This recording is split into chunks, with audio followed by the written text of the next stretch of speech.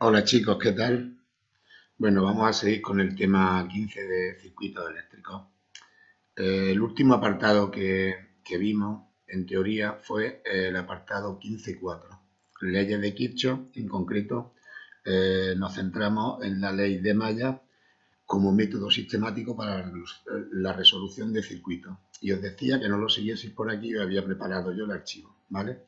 Esta semana ya os he dejado un problema para que lo entreguéis el viernes. Bueno, entonces el apartado 15.4 ya lo hemos visto y nos vamos a centrar hoy, vamos a empezar con el apartado 15.5, distribución de la energía eléctrica.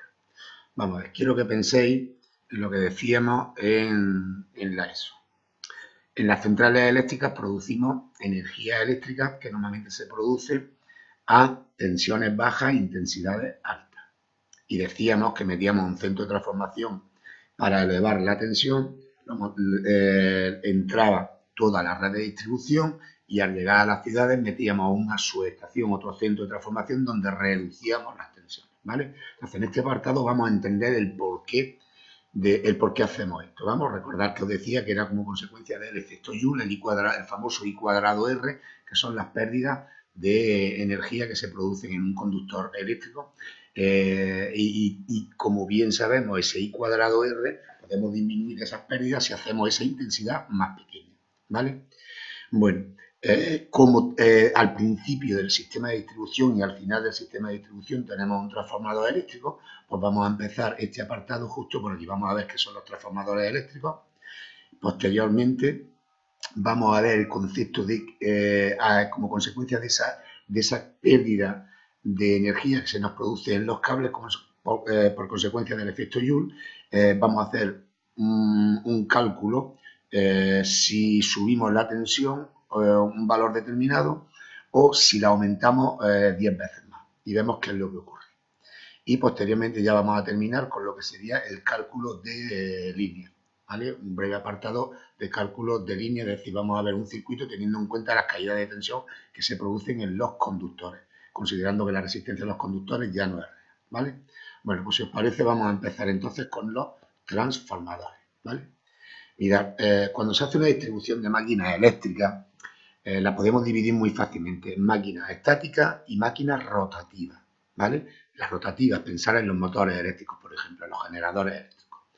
En cuanto a las estáticas, una máquina estática sería esta que tenemos aquí, sería un transformador, ¿vale? Son máquinas estáticas, que transforman la energía eléctrica primaria, este es el primario del transformador, en una energía eléctrica en el secundario, ¿vale? Cuando decimos que transforma la energía eléctrica, pensamos en una señal y esa señal la podemos caracterizar por intensidad, tensión, potencia, ¿vale? Variables que conocemos. Bueno, vamos a ver un transformador y en qué se basa. Fijaos, el principio ya lo habéis estudiado en física o lo estudiaréis en física habréis visto muy poco. Esto lo estudié mucho, con más detalle en física el año que viene. Pero digamos, la idea es la siguiente. Si yo tengo aquí un circuito primario que está aislado de un circuito secundario eléctricamente, ¿vale? Están unidos por el núcleo, pero este circuito primario, desde el punto de vista eléctrico, y aquí tenemos un circuito secundario, ¿vale? Están aislados. Entonces, la idea es la siguiente. Si yo tengo aquí una tensión, como consecuencia de este arrollamiento que tenemos aquí en el primario, circularía por este primario. Si cerramos este generador, comienza a circular una intensidad de corriente eléctrica. Esta intensidad de corriente eléctrica I1, como consecuencia de esta I1, aparece un flujo eléctrico. Este flujo eléctrico lo que va a originar a su vez en el secundario, en este arrollamiento del secundario, lo que va a originar es una fuerza eléctrica. Si nosotros ponemos aquí una bombilla, un motor, cualquier receptor, comenzaría a circular una intensidad I2. Entonces, como bien dice aquí, el principio de inducción magnética, ya lo estudiaréis con más detalle, repito, el año que viene, consiste en lo siguiente. Tenemos que tener siempre variaciones de flujo. Entonces lo podemos conseguir de dos maneras. Que ese flujo ya sea de por sí variable, entonces el circuito puede estar estático, o que las líneas de flujo de alguna manera sean las que el que tengamos el circuito en movimiento y que esas líneas de flujo estén estables. En definitiva, necesitamos cortar esas líneas de flujo, ¿vale? Repito, lo estudiáis el año que viene en física con mayor detalle. Entonces, ¿qué dispone un transformador? ¿Qué partes tiene un transformador? Tenemos, por una parte, el núcleo, que está formado por chapas muy finas de hierro, para evitar una serie de pérdidas, como pérdidas por Foucault y tal. Esto no lo vais a estudiar, a no ser que estudiéis con profundidad en electrotecnia o en teoría de circuitos, no se verá el porqué, sobre todo en electrotecnia, donde más se estudia esta máquina eléctrica. Bueno, decimos que tenemos este núcleo formado por las chapas de hierro, tenemos un primario, un arrollamiento primario y un arrollamiento secundario, ¿vale? Mirad, dentro de las máquinas eléctricas, el transformador es una máquina eléctrica casi ideal, es decir, sus rendimientos son muy buenos. Fijaos lo que nos dice aquí, que llegan en torno al 99%, ¿vale? Entonces, nosotros lo que vamos a considerar aquí es este transformador desde el punto de vista ideal. Repito, en electrotecnia o en otra materia lo podéis ver ya cuando no se ve. Cuando estoy diciendo que es un transformador ideal, lo que estamos diciendo es que no hay pérdidas aquí en el núcleo. Por tanto, toda la potencia en el primario es igual que la potencia en el secundario, ¿vale? Entonces, si analizamos estas ecuaciones y decimos que la potencia en el primario es la misma que en el secundario, la potencia, como sabemos, es tensión por intensidad en el primario y tensión e intensidad en el secundario. Si son iguales, lo que estamos diciendo es que V1 por I1 es igual que V2 por I2. Déjame que os lo ponga más grande, que veamos mejor, ¿vale? Al considerar lo ideal hemos dicho que las potencias son iguales, por tanto se verifica esto de aquí, ¿vale? Si establecemos un cociente de tensiones, V1 partido de V2, fijaos que es lo mismo que I2 partido de 1. Y esto se le llama relación de transformación. Pues bien, no lo voy a hacer aquí, pero se demuestra también que esta relación de transformación también es igual a N2 partido de N1. En definitiva, en un transformador ideal, la relación de transformación es el cociente de V1 partido V2, N1 partido de N2, número de vueltas que le damos al arrollamiento del primario, número de vueltas que le damos al arrollamiento secundario, en este caso no es I1 y I2, sino I2 partido de I1. Por tanto, si volvemos aquí a este transformador ideal que consideramos ideal, tenemos en cuenta, digamos que en el primario tenemos tres variables: la tensión, el número de espiras que tiene este arrollamiento primario y la intensidad.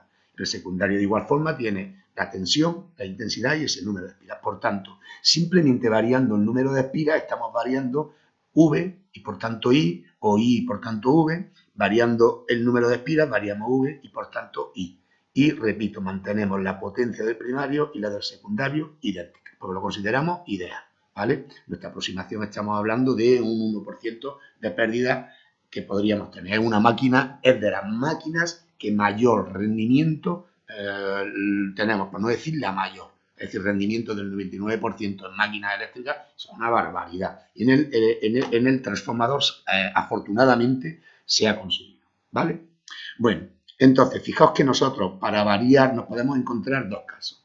Nos podemos encontrar un transformador elevador, que es lo que ocurre al principio de la central eléctrica. Elevamos la tensión, ¿vale? Esta tensión V2 es mayor que la V1, ¿vale? V2 es mayor que la V1.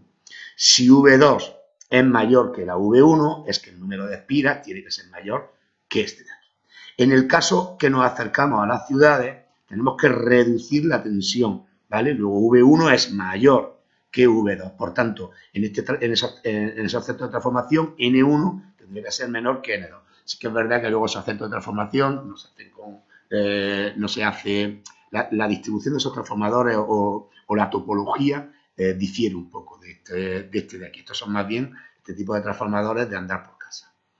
Bueno, ya hemos visto cómo podemos de alguna manera mantener la potencia en el primario y en el secundario si consideramos que no hay pérdida, y podemos jugar con estas magnitudes. Variamos, podemos conseguir que si aumento V me reduzca la intensidad, y eso lo conseguimos variando las espiras, ¿vale? Bueno, pues vámonos ahora a una central eléctrica, ¿vale? Supongamos, vamos a estudiar qué ocurre en una central eléctrica. ¿Qué ocurriría en una central eléctrica si aquí, cuando vamos a realizar el transporte de energía, subimos la tensión a un valor determinado o la subimos 10 veces. Vamos a coger el siguiente caso, ¿no? Imaginaos que tenemos una potencia, en ambos casos, en el A y en el B, vamos a tener una potencia de 1000 kilovatios, es decir, 1 megavatio, ¿vale? Vamos a suponer que vamos a llevar esa energía, la tenemos que transportar 100 kilómetros, ¿vale? Aquí las viviendas están a 100 kilómetros. Y vamos a utilizar, ya decíamos, cables de aluminio. Decía la razón de por qué aluminio y el cobre. El cobre tiene una resistencia a la tracción pequeña, que por este peso del propio cable, aquí en el esfuerzo en punta se nos rompe. Por eso utilizamos un material que menos, como el aluminio, que tiene una buena resistividad, una buena conductividad y que además soporta mejor los esfuerzos de tracción, ¿vale? La sección que vamos a utilizar es una sección de 400 milímetros cuadrados, ¿vale? En los dos casos, en A y B. Bueno, entonces lo primero que vamos a hacer con esta, teniendo en cuenta que es aluminio, teniendo en cuenta la resistividad del aluminio, el error del aluminio, la longitud que hemos dicho que son 100 kilómetros y su correspondiente sección, vamos a calcular el valor de la resistencia, ¿vale? 100 kilómetros, tenemos que tener en cuenta el cable de ida y el cable de vuelta. Si tenemos en cuenta el cable de ida y el cable de vuelta, la longitud pasaría a ser 200 kilómetros. Con lo cual calculamos y aproximadamente tenemos una resistencia de 13-14 ohmios, ¿vale? Aquí 13,5, aquí 13,9. Nos da igual 13-14 ohmios. Es decir, para esta potencia que vamos a transportar, una longitud, el transporte lo vamos a realizar a una distancia de 100 kilómetros, una sección de 400 milímetros cuadrados y la potencia que tenemos en el inicio son de 1 megavatio, 1000 kilovatios, ¿vale? Esto nos dice que los cables van a tener una resistencia de 13-14 ohmios. Vale, vamos a considerar el caso A.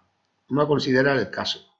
Imaginaos en el primer caso que la tensión son de 10.000 voltios, 10 kilovoltios, ¿vale? Si la tensión son de 10 kilovoltios, como la potencia la vamos a mantener constante en los dos casos, tendríamos una intensidad de 100 amperios, ¿vale? Intensidad de 100 amperios, una tensión de 10 kilovoltios, ¿vale? Pues si hacemos unos pequeños cálculos, vamos a ver el I cuadrado R, es decir, la pérdida que se va a producir en los cables como consecuencia, al no considerar los cables la resistencia cero, sino estos 13-14 ohmios, ¿qué pérdida de potencia tendríamos aquí? ¿Vale? Entonces, la potencia perdida sería igual a la tensión por la intensidad, y eso ya sabéis que también la podemos calcular una resistencia como el I cuadrado R, que es lo que conocemos como efecto Joule, o el V cuadrado R. En este caso nos quedamos con el I cuadrado R.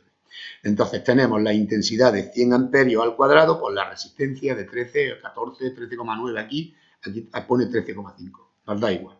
Bueno, nos saldría que tendríamos una pérdida de 139 kilovatios, por tanto aquí no me van a llegar estos 1000 kilovatios, sino que nos llegarían 861 kilovatios y se nos está perdiendo 13,9% de la potencia, ¿vale? Bueno, pues vamos a coger ahora un segundo caso. Entonces, en este segundo caso, en vez de subir a 10 kilovatios, vamos a subir a 100 kilovatios la tensión. Con ese transformador que hemos visto en el apartado anterior, subimos la tensión 10 veces, ¿vale? En este caso, fijaos, si hacemos lo mismo, la intensidad en el caso B pasaría a ser ahora de 10 amperios, ¿vale? Esto aquí está mal, ¿vale? Os lo pongo aquí debajo. Esta intensidad ahora son 10 amperios, ¿vale? Entonces, si tenemos la intensidad de 10 amperios, pues vamos a calcular la pérdida que tenemos por efecto Joule, que es el I cuadrado R, y nos saldría, en principio, este I cuadrado R, fijaos, frente a los 139 kilovatios que se nos perdía en este caso, ahora se nos pierde 1,39 kilovatios, ¿vale? Por tanto, nos llegarían de esta potencia de 1000 kilovatios aquí al extremo, nos llegarían 998 kilovatios. Es decir, se nos ha perdido un 0,14% frente al 13,9%. Por tanto, lo que ya adelantábamos en secundaria, lo demostramos con un ejemplo, como lo que hay que hacer al inicio de las centrales eléctricas es elevar la tensión, porque mantenemos la potencia, manteniendo la potencia, si elevo la tensión, reducimos la intensidad. Al reducir la intensidad, las pérdidas por el efecto Joule el calor que se disipa en los cables es menor. Y cuando volvemos, cuando nos acercamos a los núcleos urbanos, lo que hacemos es el proceso inverso. Bajamos la tensión y subimos ya la intensidad. ¿De acuerdo? Bueno, esto lo conocíamos, pero no sabíamos, mediante ecuaciones no se ha podido demostrar. Y hoy ya sí que en la ESO no lo demostramos en su día, pero aquí sí ya que hemos hecho un ejemplo bien claro para poder ver el por qué elevamos la tensión, realizamos el transporte y posteriormente reducimos la tensión ya en los núcleos. Bueno, vamos a hacer ahora un pequeño apartado de cálculo de líneas eléctricas. Digo un pequeño apartado porque es un ejemplo muy facilito, pero en el cálculo de líneas eléctricas hay 1000 cálculos. En función de si tenemos líneas ramificadas, si los receptores están distribuidos de manera uniforme, etcétera, etcétera. ¿Vale? Pero bueno, vamos a analizar este caso. El caso es el siguiente. A ver si amplío un poco más. El caso que vamos a analizar es el siguiente. Fijaos, tenemos un generador y tenemos un elemento que aporta energía al circuito, un elemento activo que es el generador, y un elemento que consume la energía. Imagina una bombilla, un motor, lo que ustedes quieran, ¿vale? Los vamos a conectar mediante un cable de ida y un cable de vuelta, pero ahora este cable de ida y este cable de vuelta ya somos conscientes que tienen una resistencia. No podemos decir que la resistencia es cero, ¿vale? Sino que tiene una resistencia que conocemos que depende de la longitud del cable, de la resistividad y de la sección, ¿vale? Por tanto, analizamos lo que hay aquí. ¿Cuánto valdría la resistencia del cable?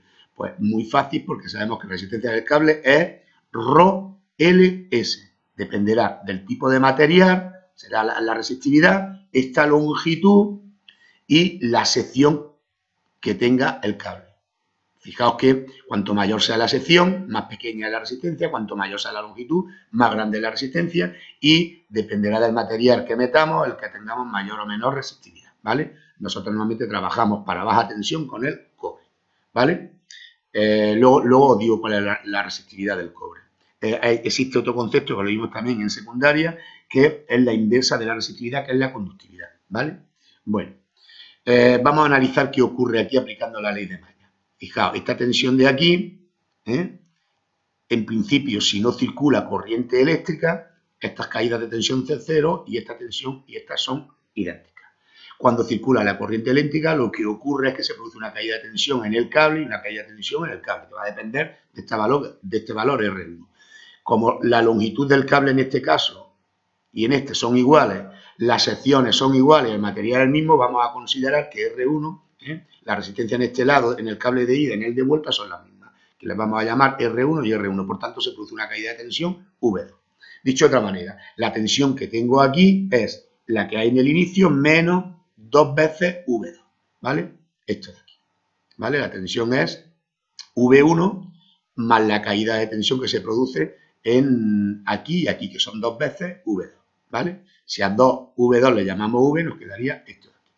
Bueno, vamos a seguir. ¿Qué es lo que a nosotros nos interesa? Nos interesa que esto sea lo más pequeño posible, ¿vale? Nos interesa que el valor de V2 sea lo más pequeño posible, ¿vale? Este 2V2 es V. Si llamamos V igual a 2V2, ¿vale? V2 es igual a I por esta intensidad que circula por aquí, por R1, ¿vale? Luego tenemos aquí 2 I por R1, ¿vale? ¿Cuánto vale la R1? Pues lo sustituimos por el valor que conocemos de resistencia, ¿no? La resistencia es igual a la resistividad por la longitud de la superficie. Por tanto, es igual a 2 resistencia e intensidad. ¿De acuerdo? Vale. Si despejamos de aquí la sección, nos llevamos la sección aquí y la V la bajamos, fijaos que lo que tenemos es que la sección es igual a 2 ρ L por I y todo ello partido de 1. Luego ya hemos despejado, ya hemos metido, ya sabemos calcular la sección de este circuito, ¿vale? ¿Qué ocurre? Pues que normalmente también la podemos calcular cuando nos dan la potencia, porque si tengo la V, tengo la I, podemos meter la potencia, ¿vale? Entonces, si tenemos la potencia, que es la potencia aquí en el generador, es E por I, podemos decir que la intensidad es igual a la potencia, partido de la fuerza electromotriz del generador, ¿vale?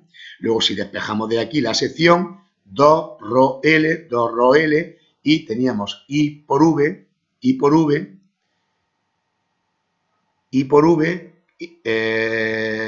a ver qué hemos hecho aquí. Ah, perdón, sí, la tenemos aquí. Hemos metido I por V, la V la mantenemos y la I es P por E. P por E, ¿vale? Hemos metido ya la potencia en este caso. Bueno, vamos a seguir. ¿Qué se suele hacer? Se suele hacer, es decir, nosotros hemos calculado la sección aquí, luego lo que hemos hecho ha sido meter aquí la potencia. Se suele calcular también, se suele hacer los cálculos de sección cuando nos dan el tanto por ciento de la caída de tensión máxima que se produce.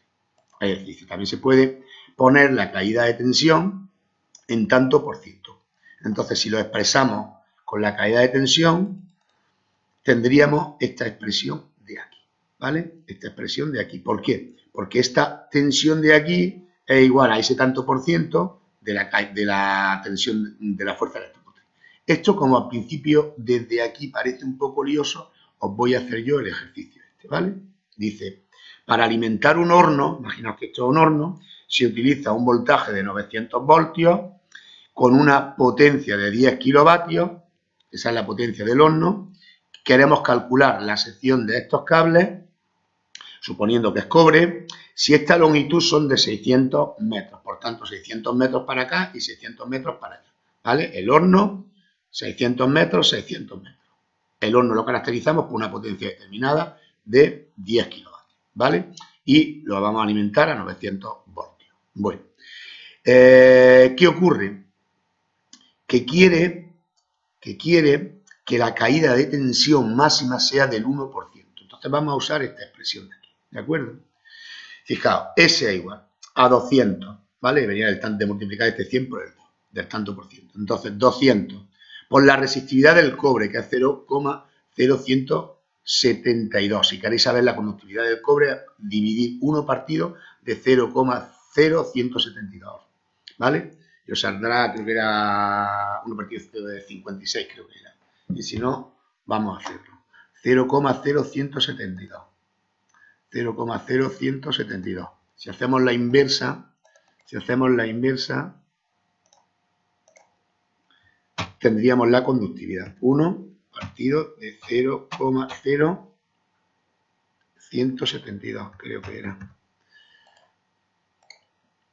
0,0172. Si hacéis la inversa, os queda 58. Es decir, cuando tengáis la resistividad, si le hacéis la inversa, obtenéis la conductividad. Y cuando tengáis la conductividad, hacéis la inversa y obtenéis la resistividad. Bueno, vamos a seguir.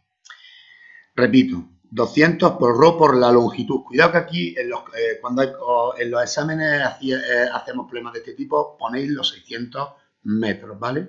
Pero estos 600 metros, una potencia, si su longitud es de 600 metros, esta de aquí, la L, ya que puesto que aquí habíamos metido ya los 600, el 2L, tendríamos que meter el 300, ¿vale? 300 por la potencia y todo dividido por el 1% de la tensión de alimentación al cuadrado. Y obtenemos ese valor de aquí. Por tanto, tensión de alimentación, caída de tensión máxima que queremos en la línea, potencia, la longitud del ramal de ida, porque ya habíamos metido el 2 ahí, la resistividad y este 2 junto a este tanto por ciento que viene de aquí. Este 1%, el 100 sube arriba, ¿vale? Y podemos calcular también, esta es la manera, es una ecuación muy útil para calcular la sección en una línea cuando se nos permite un tanto por ciento de caída de tensión, que ahora, como luego veréis más adelante, en el reglamento electrotécnico de baja tensión, siempre nos dicen las limitaciones que hay si estamos en una vivienda o estamos en una industria de la caída máxima de tensión que podemos tener, ¿vale? Por tanto, si tengo una caída máxima de tensión, lo que tengo que hacer para no llegar nunca a ese máximo es ir subiendo buscar la sección justo la sección que cumpla esa normativa, ¿de acuerdo? Bueno, vamos a hacer. Ya hemos terminado este apartado, ¿vale? Que era el apartado de distribución de corriente eléctrica. Hemos visto que es un transformador, hemos visto el por qué elevamos la tensión cuando partimos de las centrales eléctricas, cuando montamos en el transporte de energía eléctrica, en las redes eléctricas de alta tensión y cómo después la reducimos.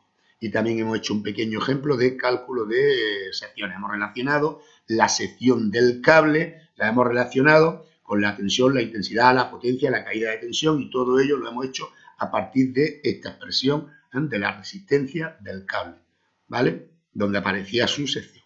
Bueno, seguimos. Vámonos a otro apartado. Vámonos a la simbología, esquemas eléctricos y planos. Mirad.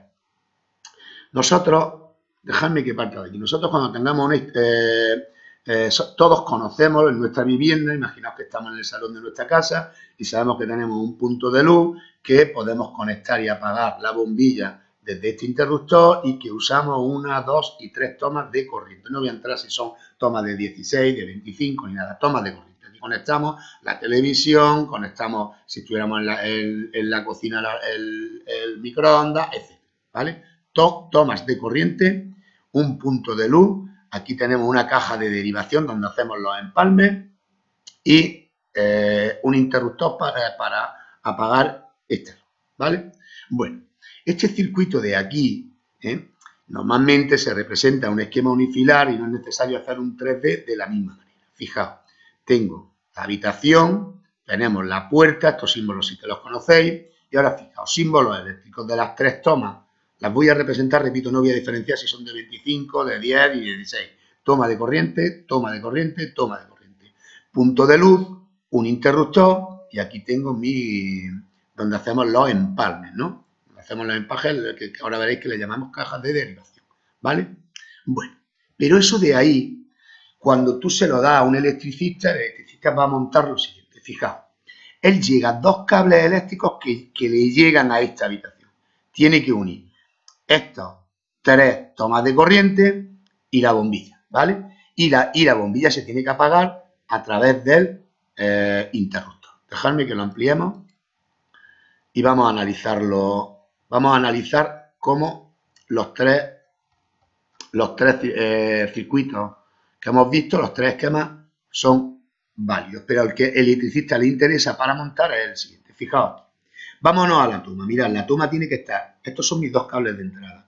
Esta está conectada a un cable de entrada, sigue por aquí y aquí está a la otra fase. Imaginaos que tenemos 2 fases.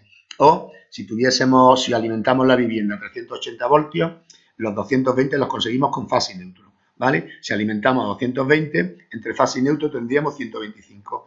Pero vamos, no voy a entrar en ello. Imaginaos que tenemos aquí mis 2 fases. ¿De acuerdo? Si tengo fase y neutro 125, si son 2 fases tendríamos 220 voltios. Fijaos cómo esta toma está conectada a las 2 fases. Vámonos a la otra toma. Esta toma viene por aquí y se cierra aquí. Y si queréis, esta toma de aquí, fijaos que viene hacia abajo, sigue por aquí y está conectada. Vale. ¿Qué le pasa a la bombilla? Pues de igual forma, está conectada por aquí, pero para que no esté siempre encendida, tengo un interruptor. Cuando cerremos el interruptor, pues tendríamos corriente. ¿De acuerdo? Esto es lo que montaría el electricista. Si está el cable de ida, el otro será el cable de vuelta. ¿De acuerdo? Bueno, pues fijaos que hemos visto un 3D donde podemos ver cómo están todos los... tenemos las 3 tomas, nuestra bombilla, la caja de derivación, el interruptor, un circuito unifilar y cómo lo montaría un electricista, que es el multifilar, ¿vale? Metiendo los cables de ida y de vuelta. Bueno, pues teniendo en cuenta este ejemplo, dejadme que veamos un poco simbología de circuitos que utilizamos normalmente en las viviendas, ¿vale? Y que es interesante al menos conocerla o que os suene, ¿vale? En los esquemas eléctricos, en planta y alzado y lo que es cada una de ellas. Fijaos, en los planos simplemente una fase, una línea la vamos a hacer de esta manera, pero para ver si tengo 2 cables o 3 cables, se suele hacer esto de aquí, en paralelo, o uno y se le pone el número de cables. Son líneas de conductores. Las cajas de derivación son los nudos. Es donde vamos a hacer nosotros todos los empalmes, ¿vale? Podemos tener cables que se cruzan y es muy interesante ver si se cruzan o si hay uno. Para hacer unión y distinguir de aquí ponemos el punto. Vámonos a las tomas. Mirad, aquí tenéis 3 ejemplos de tomas, ¿vale? Tomas de corriente de 10-16, toma de corriente de 10-16 y toma de corriente de 25. En estos 2 casos tienen la puesta a tierra. En este caso no, ¿vale? Luego tenemos aquí un pulsador, un interruptor unipolar, un interruptor bipolar, fijaos que tienen 2, estos los usamos en proyectos, ¿vale? Aquí tenemos un conmutador simple y podemos hacer un conmutador también que fuese que fuese bipolar, también como estos de aquí, lo podríamos hacer también, ¿no? Bueno, este magneto-térmico bipolar me vale como ejemplo de estos de aquí, ¿vale? Esos de ahí. Pero un magneto-térmico entramos ya en los elementos de protección, ¿vale? Nos protegen contra sobretensiones y sobreintensidades, protegen nuestras instalaciones. Y el elemento que nos protege a nosotros, a las personas de los contactos directos, es el diferencial. Aquí uno de dos polos. Fijaos que llegan dos líneas, ¿vale? Más, cuando tenemos lámparas, se suelen poner, aquí esto me está indicando que tengo 3 lámparas de 60 o 3 lámparas de 20 vatios. En este caso son lámparas incandescentes normalmente, o aquí tenemos los tubos fluorescentes, ¿vale? Tenemos un timbre y un zumbador que ya lo conocéis de secundaria, el contador y los cuadros de distribución, ¿de acuerdo? Entonces, aunque muchos de ellos ya los conocíais, a mí lo que más me interesa es que veáis que normalmente en los planos se trabaja con esto por la facilidad y un electricista, aquí solamente aparecen si queréis cables de ida y él sabe que tiene que montar esto. Esto es la realidad y esto es lo que nosotros hacemos en los planos, ¿vale? Una instalación eléctrica la hacemos en planta, eso se suele hacer aquí en 3D, ¿vale? Bueno, esto se suele hacer cuando tú le vas a explicar a alguien que no tiene ni idea y que vea qué es lo que hay. Si yo no puedo llegar con ustedes y meternos directamente aquí. Aquí se ve que tenemos las 3 tomas, nuestro punto de luz, nuestra caja de derivación y nuestro interruptor. A partir de aquí entender este es fácil, ¿vale? Nuestras 3 tomas, punto de luz, interruptor y caja de derivación. Y a partir de aquí, pasar aquí, también es muy fácil, porque ya vemos que lo que hacemos es que haya corriente en las tomas siempre y para la bombilla dependerá del interruptor, ¿vale? Y nuestros empalmes los haremos aquí en estos cables de entrada. Bueno, vamos a seguir. Nos vamos a meter ahora con el apartado 15.7. El apartado 15.7, creo que por primera vez en el tema aparece el famoso reglamento electrotécnico de baja tensión, ¿vale? Ese reglamento es el ABC de cualquier ingeniero eléctrico. Si yo conozco el reglamento electrotécnico de baja tensión en España y estoy diseñando en Marruecos, tengo que coger el reglamento electrotécnico de baja tensión de Marruecos. Sí que es verdad que la mayoría de las tablas serán idénticas en Marruecos, en Alemania y en España, pero puede haber, hay que tener cuidado con la normativa, porque es normativa de obligado cumplimiento, ¿vale? Bueno, ¿qué vamos a hacer en este apartado, en el 15.7? Fijaos que lo que más me interesa a mí es relacionar el cálculo de secciones anterior con la densidad de corriente eléctrica. Es decir, en el reglamento electrotécnico de baja tensión nos van a venir tablas de este tipo donde nos dicen cuál es la densidad de corriente eléctrica máxima que me permiten en función de las secciones. Vamos a analizar esta tabla. Fijaos, aquí tengo la sección en milímetros cuadrados, ¿vale? La densidad de corriente, que ahora la vamos a definir en amperios milímetros cuadrados. La densidad de corriente no es más que la corriente que circula en función de la sección por el cable. Os tengo que decir que todo esto son para cables desnudos, ¿vale? No llevan aislamiento. Cuando hay aislamiento, estas tablas se modifican mediante una ecuación. Bueno, pues vamos a ir viendo todo esto.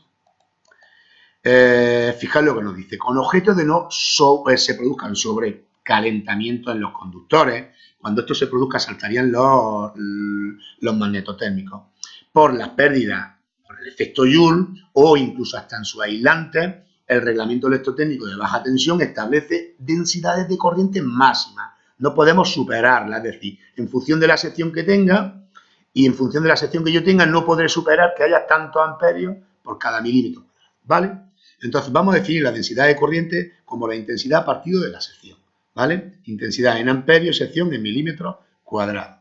Bueno, entonces, cuando yo tenga cables desnudos, lo único que tengo que hacer es nunca sobrepasar esto. Y tengo que tener en cuenta que cuando tengamos cables aislados, lo que vamos a hacer es calcular a partir de estos valores, es decir, cojo esos valores y lo multiplico por la raíz cuadrada de ese valor de ahí, dividido de la resistividad del conductor, que en principio se supone que va a ser la resistividad. Nosotros trabajaremos con el cobre, ¿vale? Fijaos que esto tiene valores desde 1, 2, 3, 4, puede llegar a 6, 7, alrededor hasta 9 nos podemos encontrar, ¿vale? Pero ya sería muy alta, una de 9. Fijaos, en las secciones estamos en 6 una sección de 6 milímetros cuadrados de una vivienda, una sección bastante elevada, ¿vale? Pero pensar que no solamente estamos en viviendas, tendríamos que hablar también aquí, podéis pensar en industria, ¿de acuerdo? Bueno, incluso en líneas eléctricas para alimentar farolas en las calles, etc. Vale. Entonces, el efecto, el concepto de densidad de corriente relacionado con la sección del conductor sería, es que como si dijésemos, ¿qué cantidad de agua puede ir por la tubería máxima para que aquella no se rompa? Pues, ¿qué cantidad, qué intensidad máxima puede circular por un cable en una sección determinada? Y el reglamento dice, no lo superes nunca para que no se te caliente, ¿vale? Repito, para eso además también tenemos, cuando se sobrecalientan, tenemos los magnetotérmicos, ¿vale? Magnetotérmico. Interruptores que actúan unas veces por efecto magnético y otras veces por efecto térmico y nos protegen de sobretensiones y sobreintensidades nuestras instalaciones eléctricas, ¿vale? Lo habíamos representado como este de aquí. A ver dónde está. Este. Y cuando nos protege a nosotros, a los humanos, a las personas de los contactos directos, tenemos este de aquí, ¿vale? Que es el diferencial. ¿Vale? El diferencial lo tenéis en vuestra casa, el botoncito que tiene, ese que tiene un botoncito de prueba, ¿vale? Que desconecta normalmente toda la vivienda. Sea una casa normalita, sea una casa que tiene muchos cuadros de distribución, pues podríamos tener varios cuadros de distribución y anular distintos y tener distintos interruptores diferenciales. No os voy a hablar aquí, no aparece el concepto de interruptor automático, ¿vale? Me basta con estos dos. Bueno, vamos a seguir.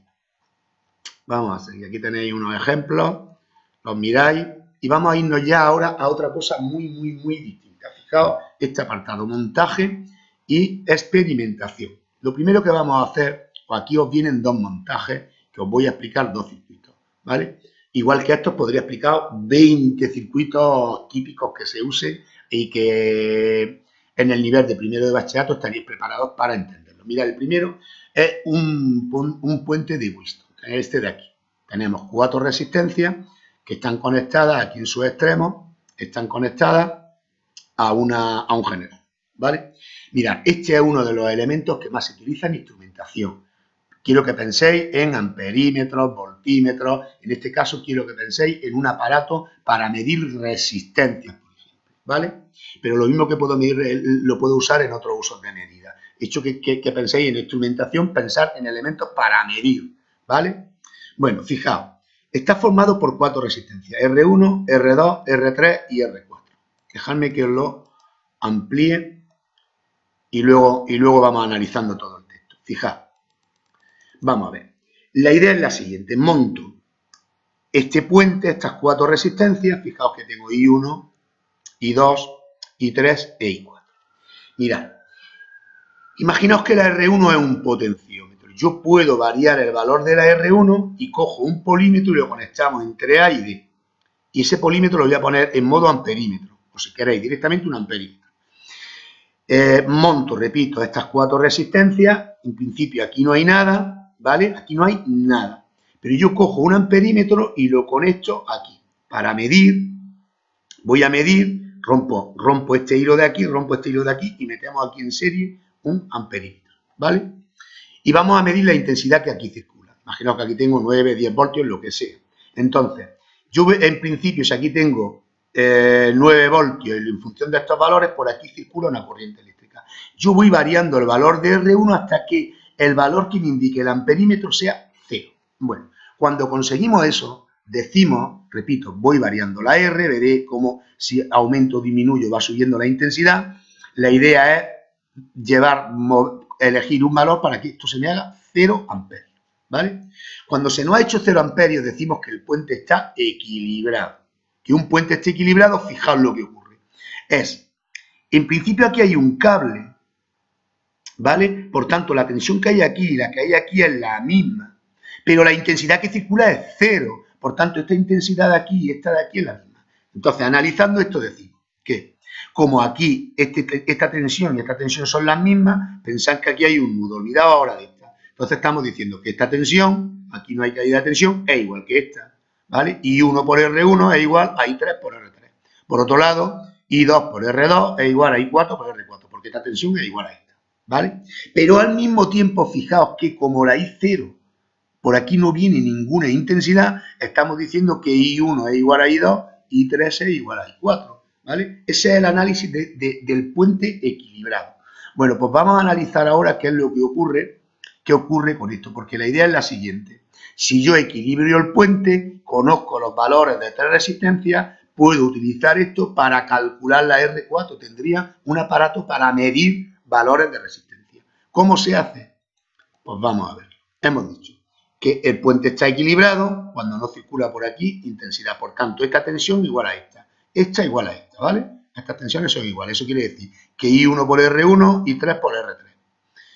Y, por otro lado, I2 por R2, I4 por R2, igual, ¿vale? Entonces, fijaos que si... Déjame que bajemos. I1 por R1 es igual que I3 por R3. I2 partido R2, sustituyendo las tensiones por la intensidad de la resistencia, tenemos dividiendo ambas expresiones. Vale, si dividimos ambas expresiones, fijaos que nos queda esta expresión de aquí, ¿vale? Seguimos. Como habíamos dicho que la I1 es igual a la I2 cuando está en equilibrio y la I3 es igual a la I4 cuando están en equilibrio, la I1 es igual que la I2, esta I es igual que esta, y la I3 es igual que esta, ¿vale? Fijaos que se nos van las intensidades aquí, entonces nos quedaría esto de aquí. Que R1 partido de R3 tiene que ser igual a que R1 partido, vamos, yo siempre lo veo, R1, R3, R2, R4, ¿vale? O lo podemos ver también como R1 partido de R2 y tiene que ser igual a R3 partido de R4. O si queréis, R1 partido de R3, R2, R4. Yo lo veo siempre así. R1 partido de R3 igual a R2 partido de R4. ¿Vale? Entonces, esto lo que me está diciendo es lo siguiente. Si yo tengo esta relación, si se verifica que esta relación R1 partido de R3 es igual a R2 partido de R4, si conozco tres de ellas, calculo la 4. Imaginaos que la R4 es la que queremos ver qué valor tiene. Luego puedo usar esto para medir resistencia. De hecho, el puente de Wheatstone se usa para esto y para muchísimas cosas en instrumentación, ¿vale? Bueno, vamos a ver otro caso muy chulo. Otro caso muy chulo con circuitos facilitos que vosotros sois capaces de analizar sin problema ninguno. Mirad, la idea es la siguiente.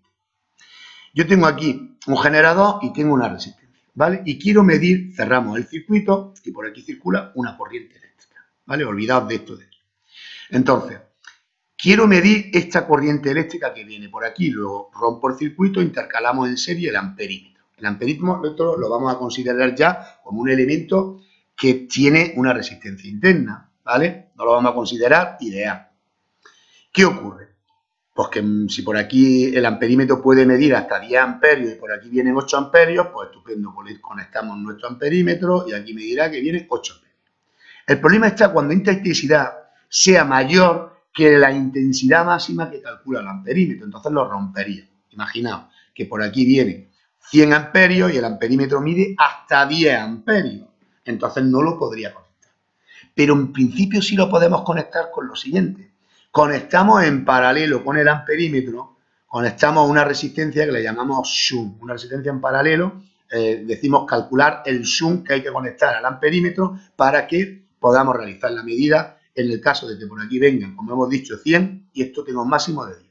La idea es la siguiente, vamos a derivar como mucho 10 amperios por aquí, los otros 90 por aquí, ¿vale? De esa manera este amperímetro puedo medir el valor que esté aquí y con los cálculos que vamos a hacer podemos saber la intensidad que hay. Repito, la idea es la siguiente, es medir una intensidad muy elevada con un amperímetro que mide intensidades que el fondo de escala es mucho más pequeño que esa. Y lo hacemos conectando una resistencia en paralelo, ¿vale? Bueno, vamos a analizar qué ocurre. Fijaos, V es igual a IA por RA, ¿vale? Esta tensión de aquí es igual a la intensidad que viene por aquí por el valor de la resistencia del amperímetro, ¿vale? Pero al mismo tiempo esta tensión es igual a la que hemos derivado por aquí por el valor de la RS. V es igual a I por R, I del amperímetro, I por R, I del shunt por la resistencia del shunt, ¿vale? Luego tengo esta igualdad de aquí, ¿vale? Entonces, fijaos que podemos decir que IS es igual a IA por RA partido de RS, ¿vale? De esta igualdad de aquí, de esta tensión de aquí, I por RA igual a IS por RS, vamos a despejar el valor de IS, ¿vale? Al cociente de I partido de IA le vamos a llamar IA, para simplificar luego al final un poco esto. Es decir, de toda la intensidad que viene por aquí, dividida la que puede pasar por aquí, le vamos a llamar M, ¿vale? Bueno, seguimos. También sabemos que aquí hay un nudo, luego esta intensidad es igual a esta que viene por aquí más esta que viene por aquí, ¿vale? Por tanto, podemos de alguna manera expresar IS, IS es igual a IA, IA es I menos IS, ¿vale? Entonces, IS es igual a IA, I menos IS por RA partido de RS, ¿vale? A ver dónde estamos. IS es igual a I menos IA. IA por RA tiene que ser igual, estamos aquí, IA por RA tiene que ser igual a IS por RS. Y lo que hemos hecho es meter IS igual a I menos IA aquí, ¿vale? Es decir, de esta ecuación hemos metido esta, ¿vale? Y obtenemos esta. Bueno, despejamos de aquí RA y RA es igual a I menos IA por RS y todo ello partido de IA, ¿vale? Si dividimos por IA nos queda I partido de IA menos IA partido de IA, que es 1, y todo ello por RS.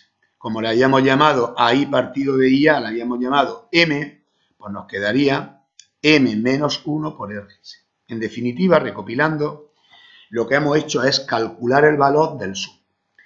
El valor que yo tengo que colocar aquí siempre es igual al valor de la resistencia del amperímetro partido por esta relación de intensidades menos el 1. De esta manera podemos conseguir, como hemos dicho, nuestro objetivo, que es medir intensidades muy elevadas con un amperímetro que tiene un fondo de escala mucho menor. Para ello tengo que calcular una resistencia en paralelo que le llamamos sub, cuyo valor es este valor de la resistencia del amperímetro partido por este valor de la intensidad dividido por esta de aquí, que es lo que hemos llamado M, menos 1, ¿vale? Y con ello conseguimos nuestro objetivo. Nuestro objetivo es derivar una cantidad de corriente por aquí y medir esta. Conociendo eso, puedo saber ya esta relación que hay entre IA, conociendo la RS, conociendo la RA, yo puedo calcular M. Si tengo M y he medido IA, puedo calcular cuánto vale I. ¿De acuerdo? De igual manera lo puedo hacer con voltímetros, y utilizaríamos la resistencia, la colocaríamos en serie. Bueno, pero eso no lo vamos a ver ahora. Vamos a seguir. Aquí tenéis unos ejercicios, los vais haciendo y nos vamos a meter en un apartado muy interesante que conozcáis, ¿no? Que son las normas de seguridad en las instalaciones eléctricas. Fijaos, el reglamento electrotécnico de baja tensión también nos va a poner una serie de instrucciones de obligado cumplimiento que tenemos que tener en cuenta cuando realizamos nuestras instalaciones. Mirad, vamos a ver cosas curiosas de los cables que tenéis que ir conociendo ya, ¿vale? El aislamiento, el cable, todos sabéis que lleva, los cables no van desnudos, sino que están aislados. Suelen llevar una capa de plástico y los podemos tener hasta que aguantan 750 voltios, los que son conductores rígidos, y los flexibles nos pueden llegar a aguantar hasta 440 voltios. Esto a vosotros hoy día no os dice nada, pero bueno, es algo que en un futuro sí que os va a decir bastante. Sin embargo, esto sí que ya tenéis que conocer, ¿vale? Lo que viene aquí ahora, a partir de ahora, es muy interesante. Mirad, cuando vosotros se os rompe un enchufe o vaya a conectar una bombilla, sabéis que os dais cuenta que hay cables de distintos colores. Entonces, como mínimo, tenéis que saber lo siguiente.